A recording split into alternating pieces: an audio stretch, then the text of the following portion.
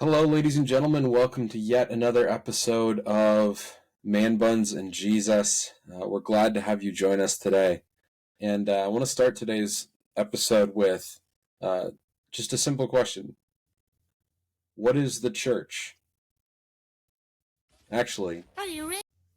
better idea. When I said, what is the church?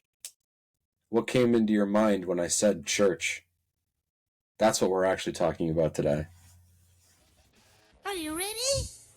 It's that time!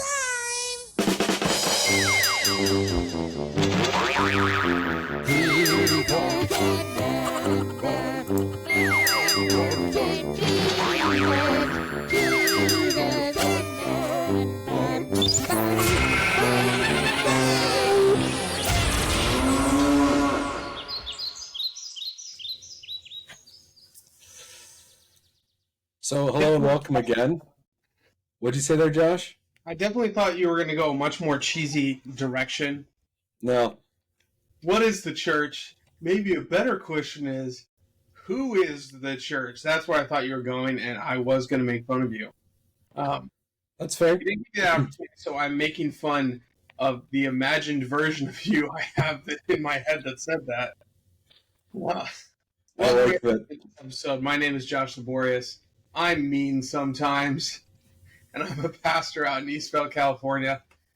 My co-host, who you already heard, is the good Right Reverend Benjamin Olschlager. I apologize for my voice this week. My sinuses are a mess between flooding we've had at church recently and allergy season. So if I sound like I can't breathe, it's because I can't. Oxygen's overrated anyway. Sure.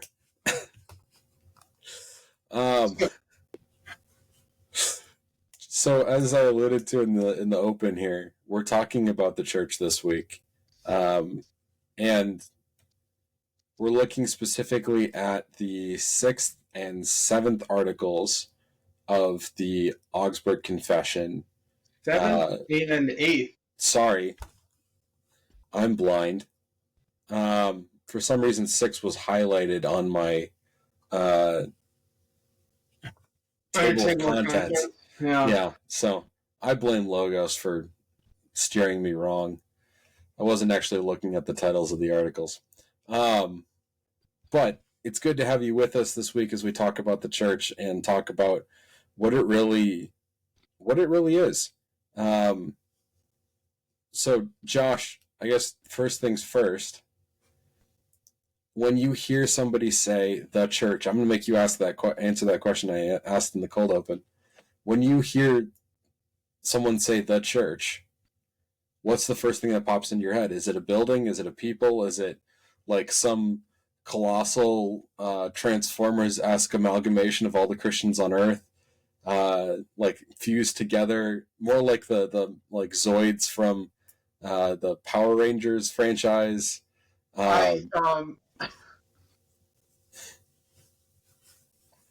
This might be the episode where we get canceled, but when you say that, what comes to mind for me is an episode of Family Guy where Peter opens a restaurant and Joe brings all of his friends to eat at the restaurant, but Joe doesn't bring his cop friends, he brings his cripple friends. For those of you who don't watch Family Guy, Joe is a paraplegic.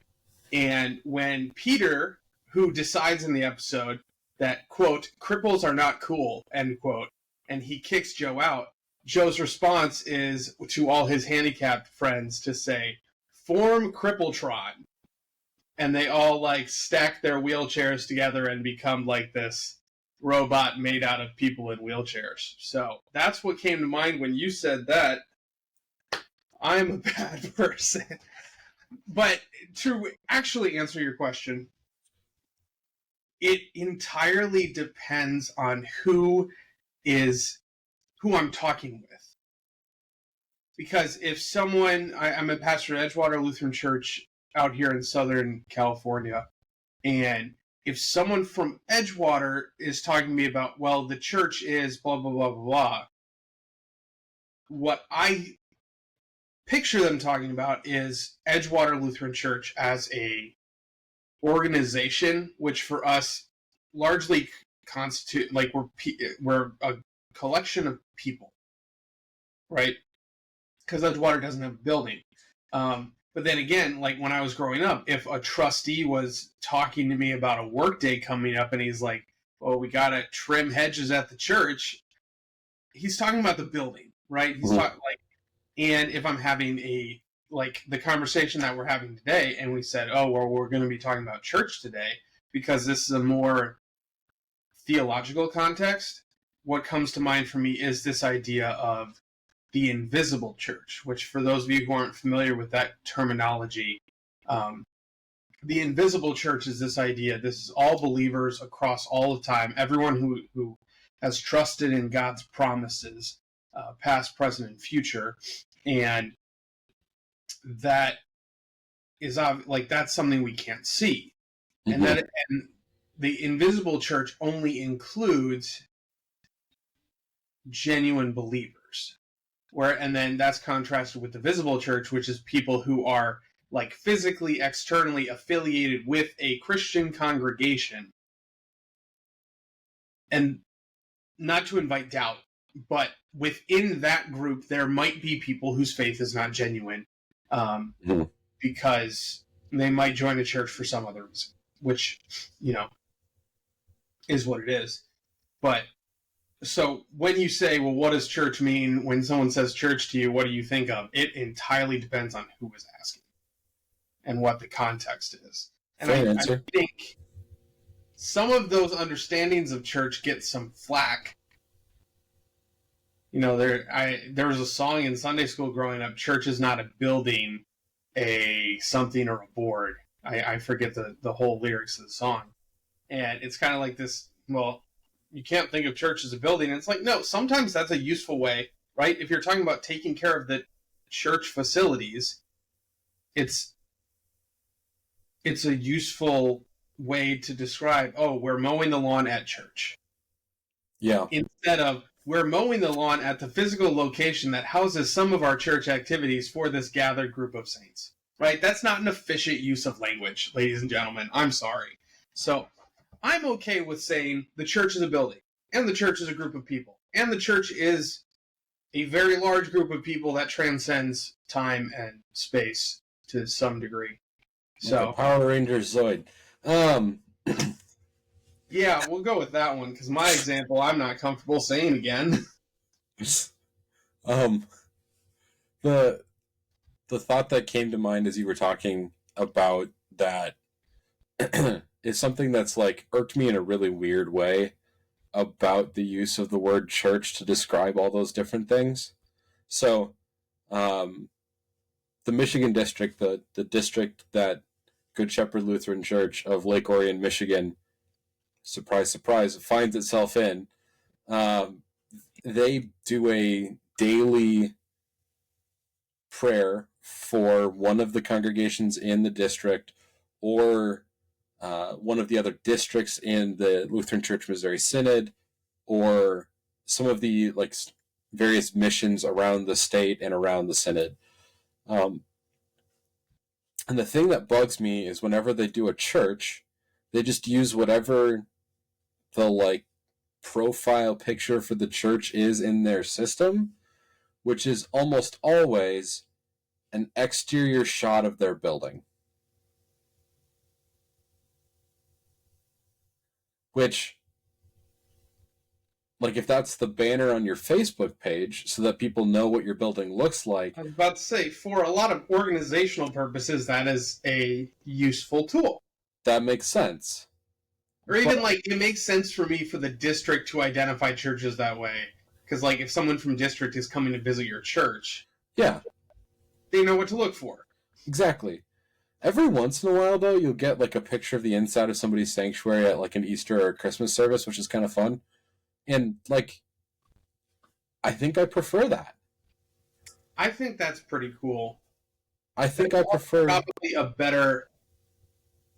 If it's a well-done picture... Yeah. It's probably a better PR look because it says, look, this is a full church. This is a church where things are happening, where people are happy to be and happy to be identified. So, yeah. But I like that idea of, specifically, we are in prayer for these, like, I mean, the backs of these heads that you see staring at the altar as they engage in worship and praise. You're praying for these people. You're not praying for a building. You're not praying for some kind of amalgamous institution somewhere that you may or may not have a connection to. But I think that kind of plays into our conversation a little bit because of what we were just talking about. Like, what is the definition of a church? Is it a group of people? Is it the church, like capital T, capital C, the invisible church, the church for all time, all those who believe in Christ? Or is it a building? And I haven't come up with a better way to distinguish those things. So I don't have good answers for anyone right now that wants to have a better way of distinguishing those things. Yeah, well, and to be fair, for anyone who's getting up at arms right now listening to this, first of all, it's weird that someone who listens to our podcast regularly would get up at arms about this. But I mean, if that is you today, thanks for listening, and we can have a good conversation about this. Oh yeah, I'm not faulting you for it. We're all weirds in one way or another, but Chief of Weirdos, though we be. You can take that title. I've met too many super weird people that pretend. Like, I'm weird. I'll confess that. I'm not even cracking the top 10, man. Some of y'all out here doing strange things. But, so, confessionally, which is what this season is kind of about, is drilling down to what is the truth of our theology? How do we kind of explain that? How do we put that out here? What is the church? The church is, properly speaking, nothing else than the assembly of all believers in and saints. But then there's also kind of, so that is, well, the church is people. And that's Article 8. But Article 7 says this: there must be and remain one holy Christian church. It is the assembly of all believers, among whom the gospel is purely preached and the holy sacraments are administered according to the gospel. So even that, it's not just believers, but it's a gathering of them where the word is being faithfully proclaimed. And I think, and I said I wasn't going to be the fiery one today, but I might be about to be. Which was not... Before you get there, can I just read one line that I think might bug some people, but is important to acknowledge that as part of our confessions? Under concerning the church, it is not necessary for the true unity of the Christian church that uniform ceremonies instituted by human beings be observed everywhere. Yeah. That shouldn't be a hot take, but for some people it's very much a hot take. And here's something I want to draw attention to. When we talk about the church theologically, you, as an individual, are not the church. Me sitting here alone in this room, I am not the church. Ben sitting over there alone in that room, he is not the church. When we gather, when we are together in community, and I will even concede, whether that is physically or virtually, then we are the church. And the reason I say that is because, and it's part of some parts of the culture out here to say, oh, well, I'm going to church this weekend up in the mountains, right? And you can appreciate God's creation when you go out and you're camping or you're by the river or wherever else you are. Like, I can respect that. You are not going to church. And most specifically, you are not going to a divine service. Sitting on the river beach drinking beer is not a divine service. I would say I'm sorry, but I'm not sorry at all about that comment. so there is this element of the church is Christians as they are assembled, but what I want to make clear is that I don't think it is wrong to use the word in multiple ways, to also use church as a way to describe the facilities of a congregation. Or we'll sometimes say church as a church body. I'm not, would it be ideal maybe for us to have separate language for it so we can be specific? Maybe, but this is something English does a fair bit. We love using one word for multiple things, and you figure out what it means based on context. And English is not the only language that does that. So I'm okay with us saying, well, we use church to describe different but maybe related things, because call it a weakness of the English language, but it is what it is. So, I mean, I was literally just having that conversation with my wife the other day. We were driving somewhere that we hadn't been before, and I was asking her to help me with directions, and she told me that I needed to go left. Or I asked, do I need to go left? And she said, you're right, but you need to go left. Like, that's one I feel like we should have just avoided altogether. That correct and a direction were the same thing in case people were ever asking for directions. But that's neither here nor there. I feel like, I mean, and I need to compliment my wife on this and explain how much correct she deserves for living with me. Because when she's very good at enunciating sentences in such a way that if I said, do I need to go left here? And she said, right, I would understand that is what she meant. However, because I am who I am, I would turn left, but I'd say, oh, you meant, do I need to do a U-turn? I would give her trouble for this idiosyncrasy of the English language. And because she, has been with me for so many years now, she is very careful when I say, do I turn left? She always says, correct. Because I am consistent in my mockery, I guess. I'm trying to get in the habit of saying yes if somebody says go left. Sure. Yeah. Why not? That'll work. These are all alternatives to saying right. Yeah. I'm with Josh that, like, all three of these things are helpful things to call the church, but be specific. And today, in order to help us be specific, Josh and I are narrowing in on the church as the gathered assembly of believers, both locally and universally. Yes. So just ignore the fact that there's a building involved for now, though I think we're going to circle back to that conversation. I think we are going to circle back to that conversation. So, for now, just pretend that buildings aren't called churches in this world, and we'll get to that later if we need to. Yeah. But I have a difficult question for you, if you're ready for me to field it, Ben. Sure. Based on this confessional agreement. Sure. Okay, this is what we believe. This is what you and I are sworn to. It says, yep, there must be and remain one holy Christian church. It is the assembly of believers among whom the gospel is purely preached.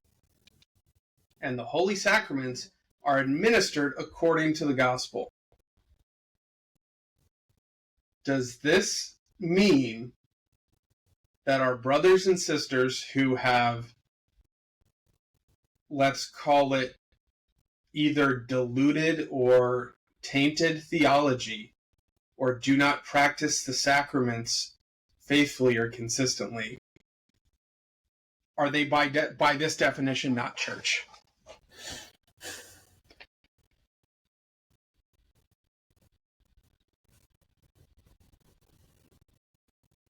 I can't tell if your recording's frozen or if I just asked an unfair question. No, I'm just thinking hard and attempting to see if there are other ways that these specific confessions can help us parse this out. Because, I mean, at face level, right, you can say, well, the gospel is purely preached. That's a very narrow topic. But if you look at the rest of this document, the gospel is very rarely treated as, oh, you just have to talk about Jesus the right way. It is, we have this body of theology around the gospel, and that is important in how it supports and explains and upholds that central gospel truth. You ready for the world's wishy-washiest answer, but one with historical precedent? I already resent you. I don't even know what the answer is yet, but Awesome. Love to hear it. So we're good friends. We like each other sometimes. We do. Most of the time. My thinking on this goes like this. Within the church, yes, we are those gathered around the gospel rightly proclaimed and the sacraments rightly administered. But who's doing the work in the gospel proclamation and in the giving of the sacraments? Is it right? I don't know if you were rhetorically doing that or not, but I mean, yes. The Spirit's doing the work, both in preached word and in sacraments.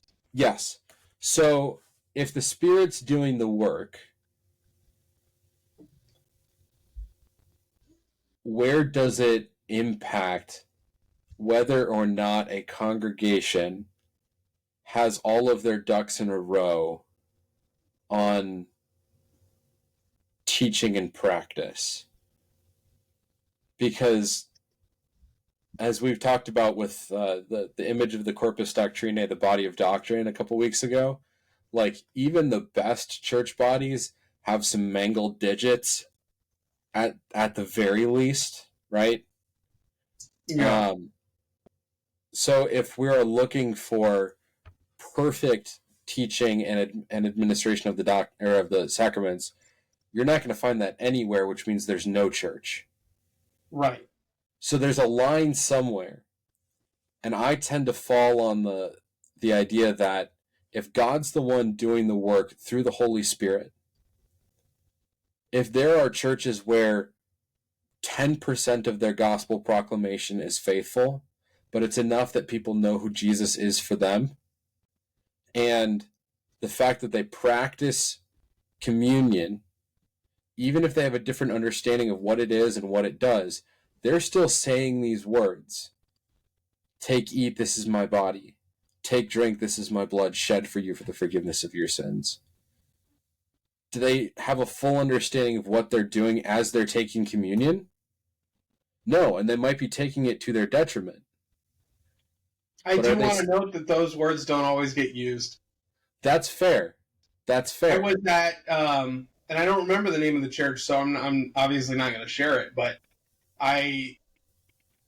for Christmas, or after Christmas for New Year's, I got together with, like, we went over back east and got together with my mom's extended family especially, which for context, I'm a pastor in the LCMS. Dad's a pastor in the LCMS. Two of my uncles, pastors in the LCMS. Grandpa, pastor and former district president in the LCMS, and guest of the show. Shout out, okay? We were all together, and we were looking for a church to go to on Sunday. And the closest Lutheran church, LCMS Lutheran Church, was, it was something like a 2-hour drive one way away. So we opted instead, I think it was a Bible fellowship or something nearby, and they celebrated communion. I'm doing air quotes for those who didn't watch the video. Yeah, the words of institution were not there. That's fair. They were alluded to, but side note, it was a weird experience, ladies and gentlemen, and also when that whole side of the family gets together, there are like 30 of us, and when you go to a small church and there are 30 of you, it's super awkward when you don't take communion, which we did not do. And that was weird because we were like 60% of the congregation that morning. And when the usher came up, we were like, no, carry on. Anyway, I think there's some truth because I don't think it is accurate to say, oh, Baptist churches aren't churches. Methodist churches aren't churches. Like, I disagree with that. And I don't think that's what our confession is saying. I do think you're right. It is do you have that core piece where Yeah. the forgiveness of sins through Jesus' death and resurrection is being purely preached? Yeah. And if you have that core piece, I think that is sufficient to fill this definition. But I will say, I don't think it's sufficient for the unity of the church that is talked about later in this article. I agree with you there. I think it's also worth noting, Because that's where the language shifts from the gospel is purely preached to the gospel is preached harmoniously according to a pure understanding. So I agree with you there. If you have the Jesus thing right, Yes. there is unity in the church if you have a much higher percentage of your ducks in a row. Because, Yes. like I said, no one is ever going to be perfect, but it's like, do you get an A? Yeah. Because I think it is accurate to say that the Christian church is incredibly divided, and I think that is sinful that we're in that condition. I think Jesus will have to come back for that sin to be corrected, and that might be pessimistic on my part, but for the division in the church to be reconciled, that means all of these different church bodies, all these different denominations, we have to come together and say, we are coming together on our understanding of what is faithful Christian theology. And I cannot see that happening other than Jesus coming back. I think on some level, there's going to be like a reunification of some parts of the church. I can see that, and I can see some large groups saying, we're going to come to the table, we're going to figure this out, and we are going to...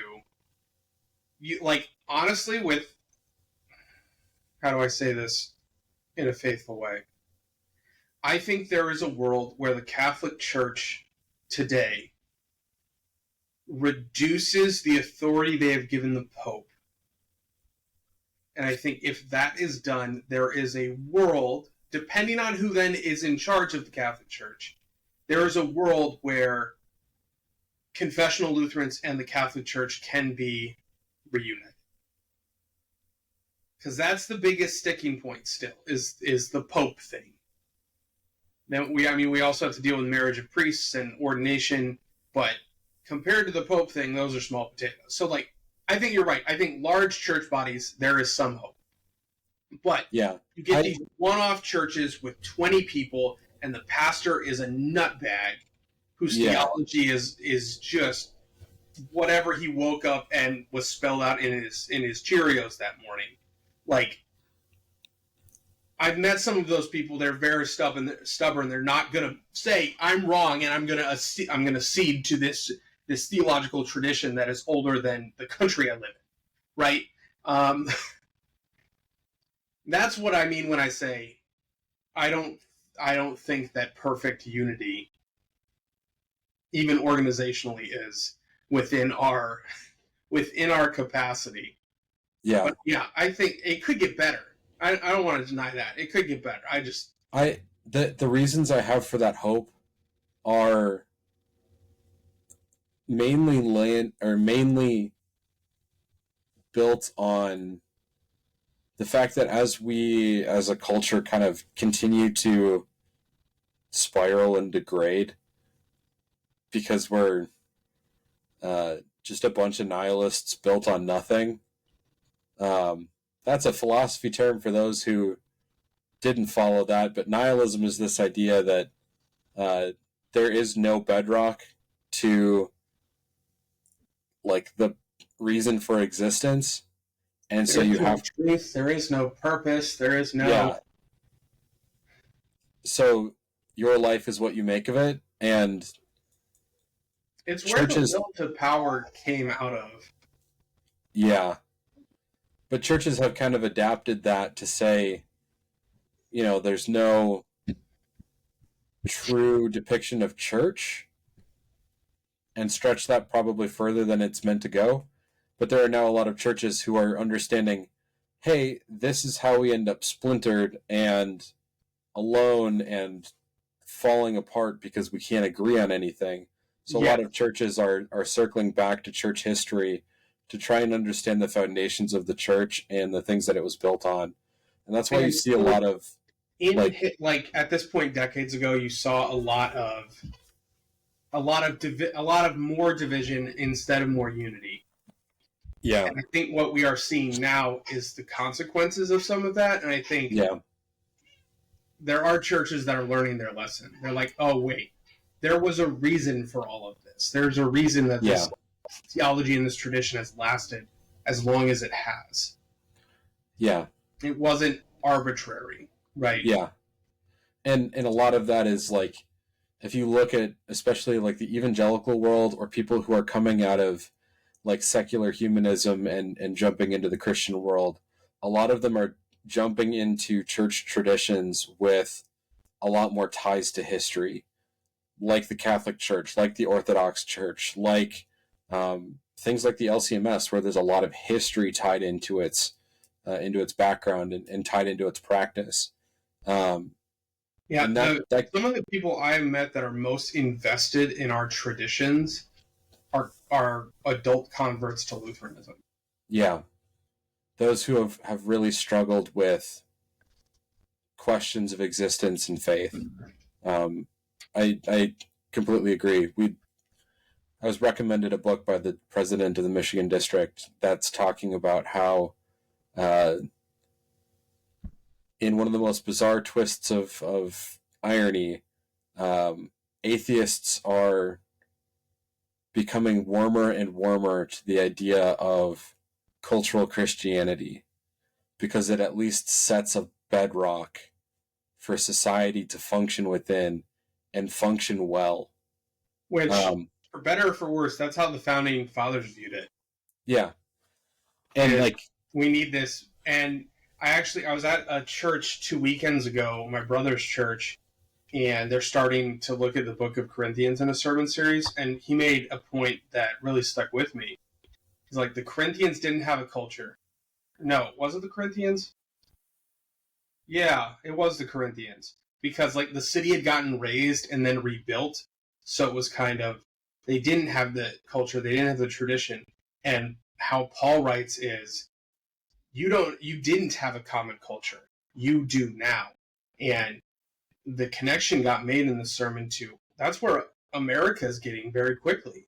We don't have a common culture. You don't watch the same, like, people aren't all watching the same TV shows, listening to the same music, like, shopping at the same stores. There is no common culture, but Christianity comes in and says, I have your common culture. This is what it is. Here, take it. And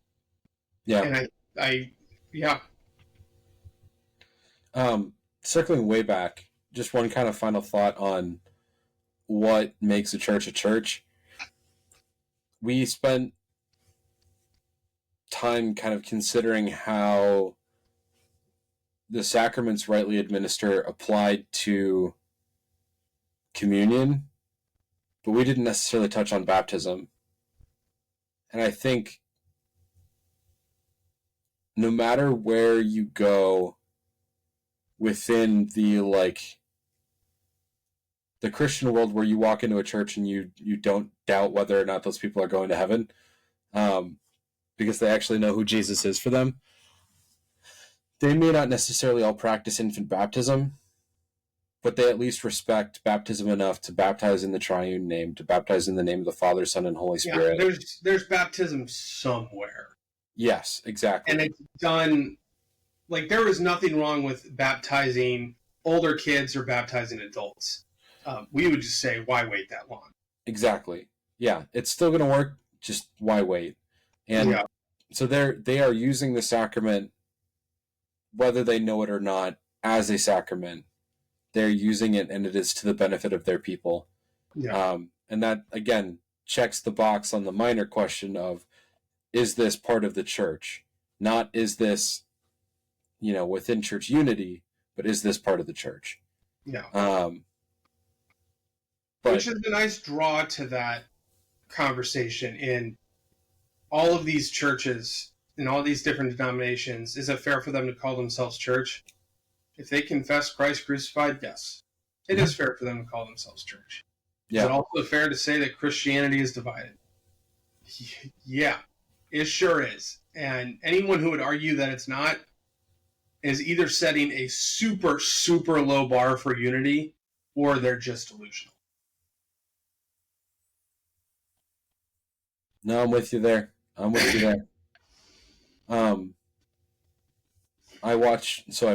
My church has a softball team in a local church softball league, and one of the things that's been interesting is as we play the other teams in the league, kind of observing how they practice their faith in that setting, and also like we pray before and after every game, and listening to the various teams and players, and a lot of times it's their pastors that end up praying before or after the game.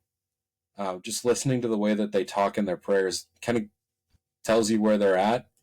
In a lot of ways, it can be really encouraging. Like, there's a lot of focus on the work of Christ and the ways in which He's called us to serve, which there's a lot of beauty in that.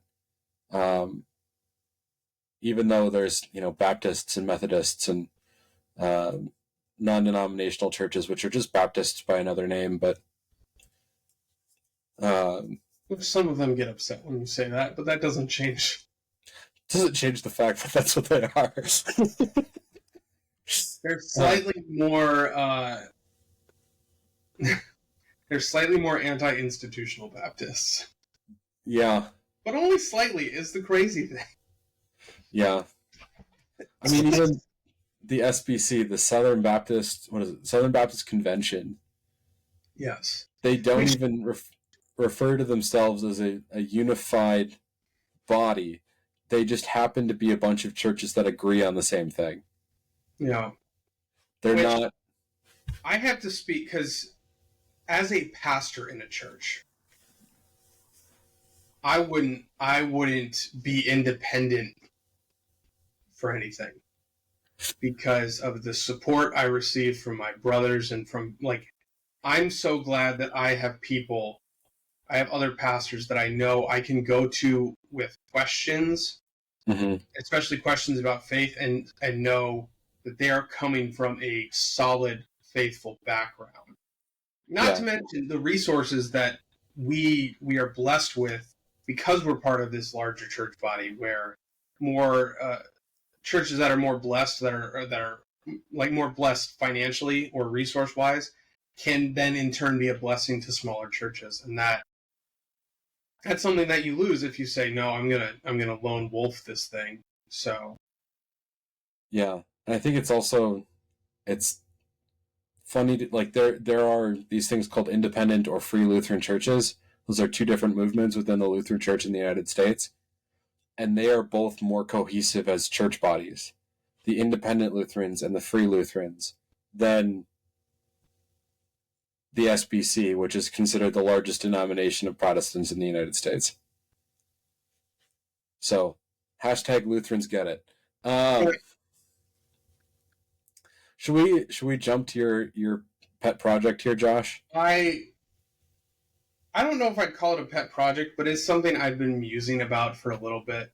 Because for those of you who are unfamiliar with the situation I am in, while my congregation is in, we do not have a facility.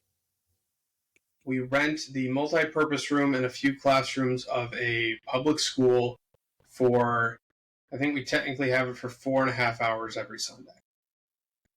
And there are those who would argue, well, the New Testament church, they were just house churches.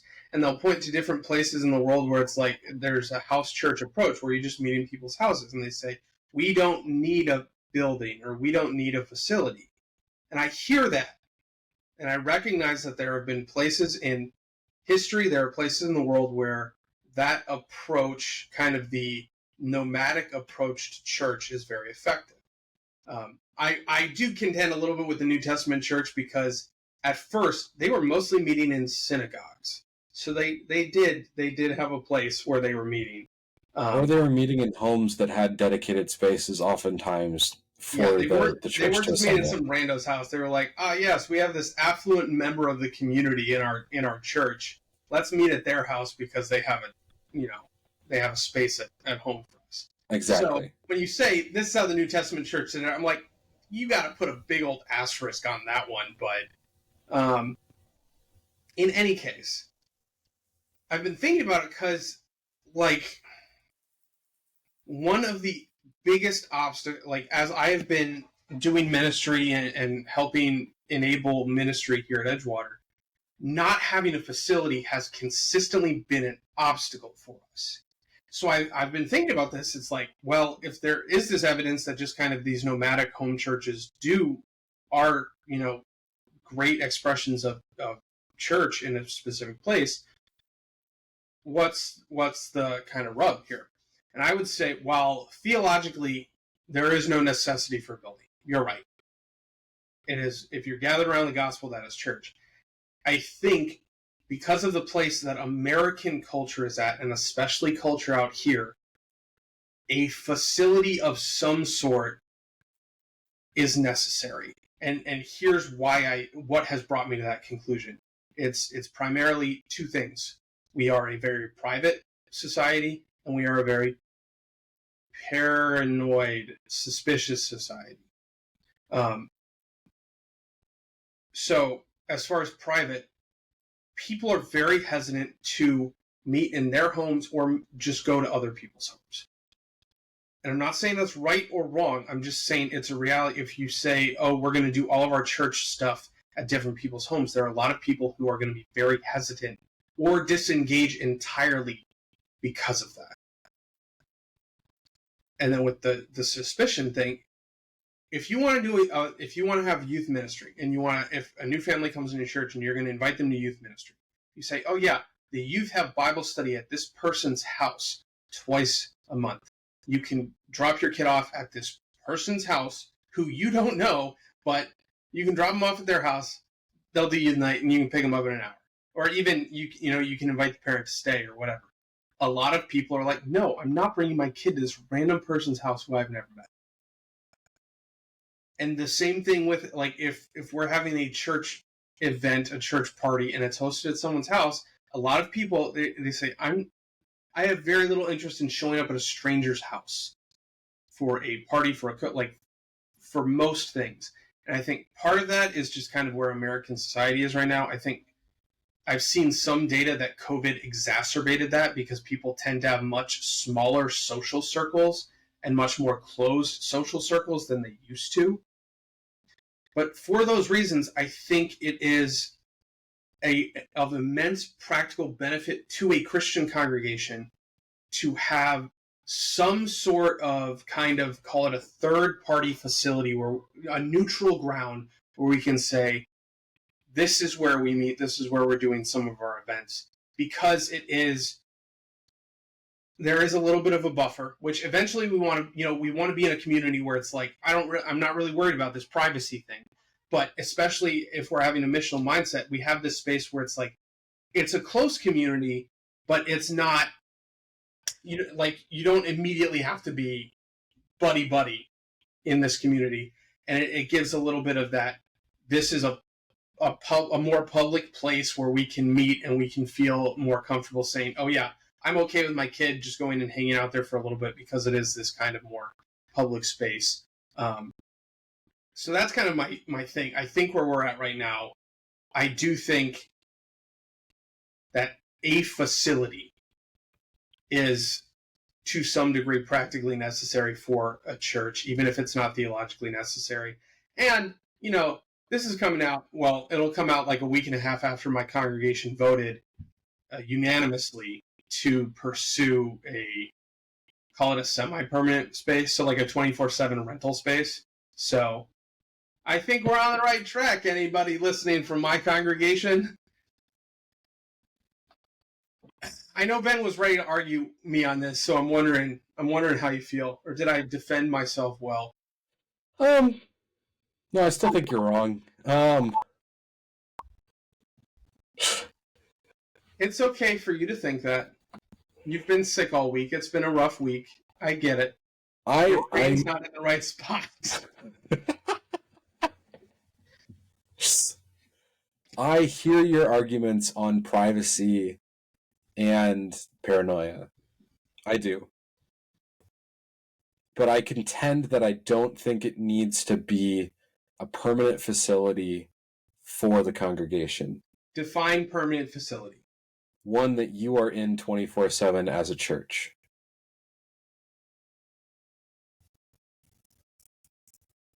Here's my reasoning why. So there's two pieces to this. I can tell you from experience, 4 hours on a Sunday is not enough. That's fair. In culturally, like there might be different ways in which, And especially out here, I can tell you, paying by the hour adds frequently untenable expenses if you want to hold an event, because every time you hold an event, you literally have to change the budget for the month because you're now paying for extra time.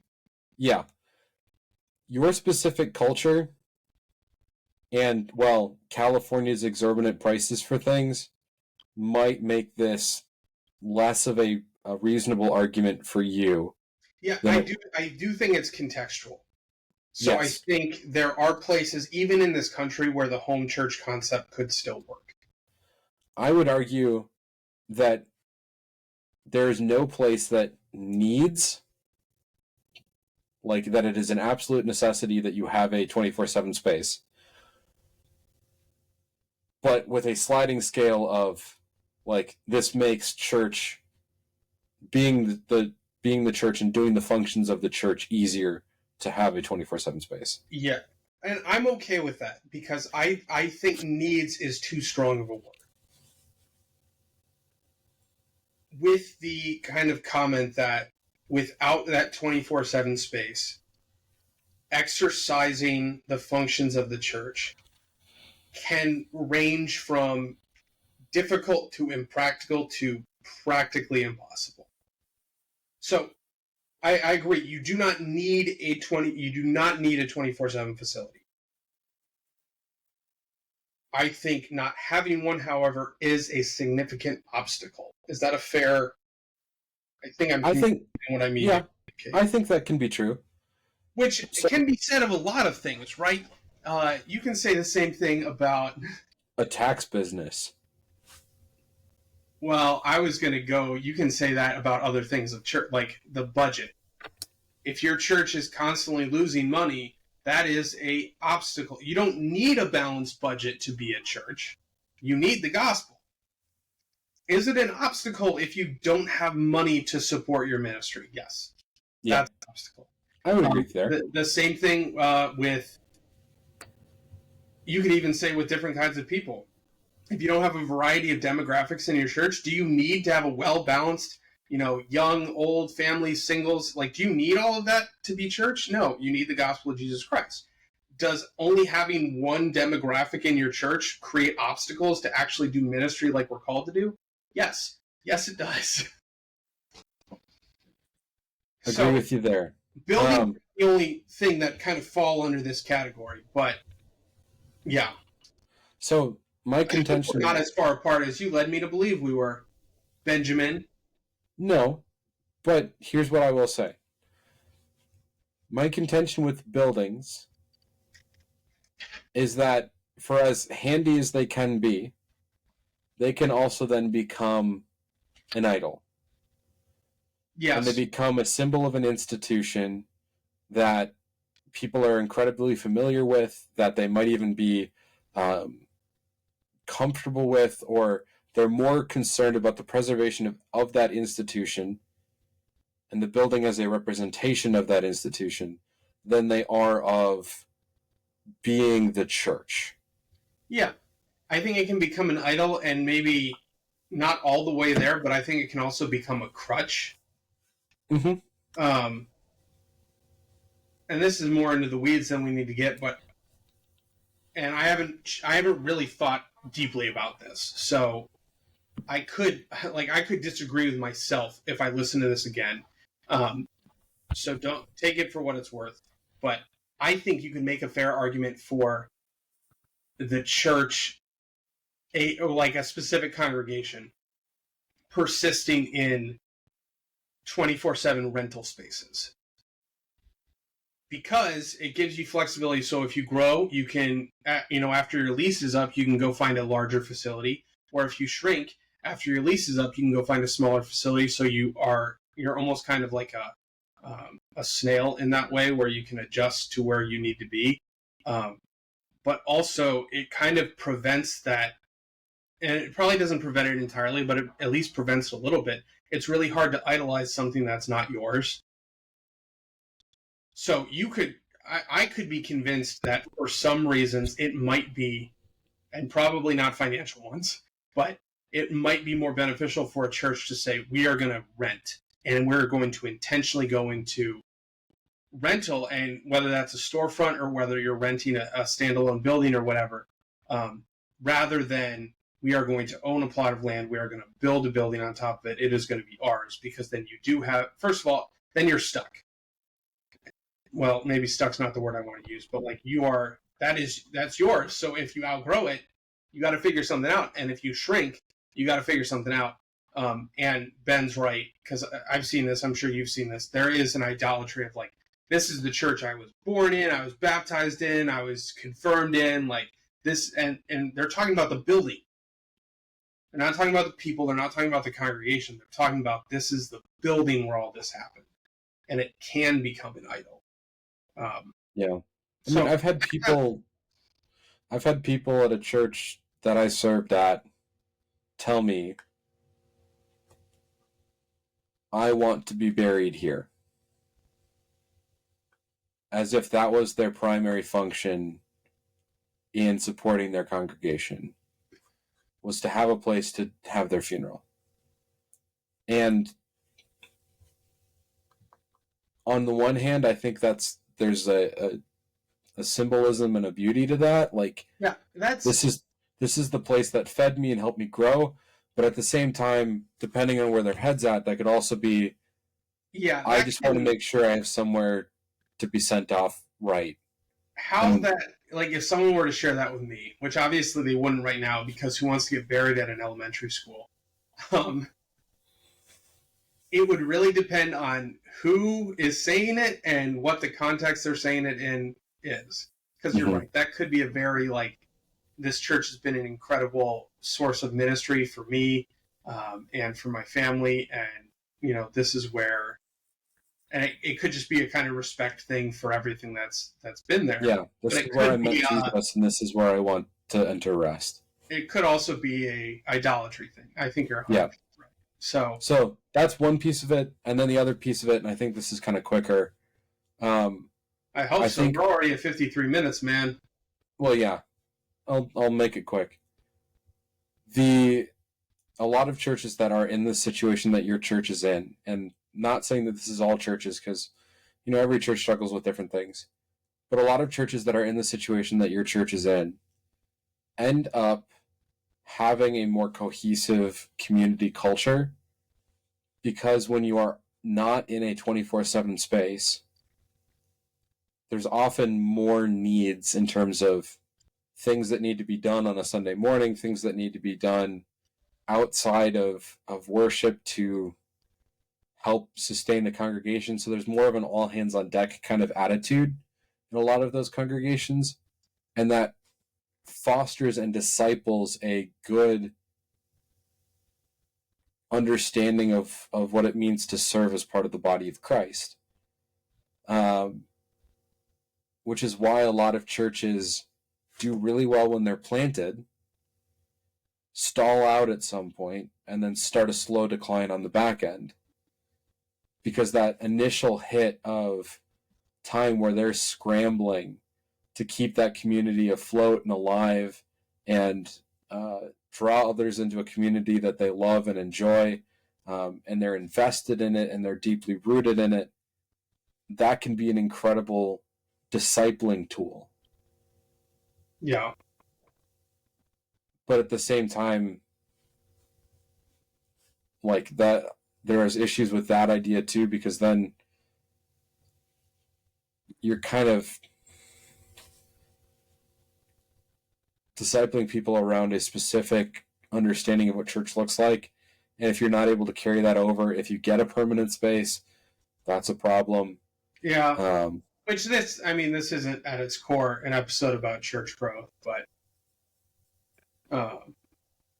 yeah, you're right. It can be an effective discipleship tool, but the same can be said for, we have the facility, so now we can do this, this, and this, and you can draw in people and engage them in different. So, like, each church has its own struggles. Each church can use whatever it has in front of it as a way to be the hands and feet of Christ.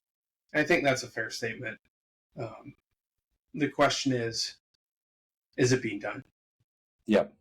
Agreed. So, you ready for takeaways? I think I'm ready for takeaways. You want to go first? Yeah, I'm going to bastardize a quote from the great philosopher Chris Hemsworth in the movie Thor Ragnarok. In the movie, the quote is, "Asgard is not a place, it's a people." But I hope that's your takeaway for today about the church. The church is not a place, it's a people. And it's a people gathered around the gospel and gathered around the gifts of God. And I think I want to echo that kind of, because my takeaway is, if what is most important to you about church is anything but we are gathered around Christ and his promises for us and his sacrifice for us, you need to probably reflect on and rethink that. If it is about the worship style, if it is about the building, if it is even about the specific people and it's all, well, I only go because these are my people. If it is about anything other than this is a place where I am pointed to Christ and his will for my life, that is something that is worth meditating on, and in some instances maybe worth repenting of. So church is about Jesus. Don't make it about anything else, is my takeaway. Check yourself before you wreck yourself. Yeah. So this, ladies and gentlemen, has been episode 7, I believe, of our 6th season of Man Buns and Jesus. We thank you for however much of this journey you've been on with us. We hope that we're drawing you closer and further in your faith and in your understanding of these things. Give us a rating on Spotify, on Pandora, Apple, like whatever you listen to us on. We're on all of them. Go ahead and give us a rating. We're not going to pretend we want anything. Like, we want 5 stars. We hope that's an honest review, but ultimately we do want 5 stars. It helps us get kind of suggested to people who might have the same listening habits as you, and it also boosts our ego a little bit. So Ben's had a rough week. He needs, give it to him. He deserves 5 stars. Just look at that. Look at that face. Listen to that voice. He deserves 5 stars. And if you have any comments or questions, anything you feel like you need to talk to us about, or anything you want to kind of put on our chalkboard for future episodes or future ideas, go ahead and reach out to us. We're always open to that. And if you don't know us personally, if you can't just shoot us a text, then we have a Facebook page, and we're happy to check messages there from time to time. So, and because I'm curious, sponsored, we're not going to sell you anything. Brothers and sisters, go in peace and serve the Lord. Thanks be to God.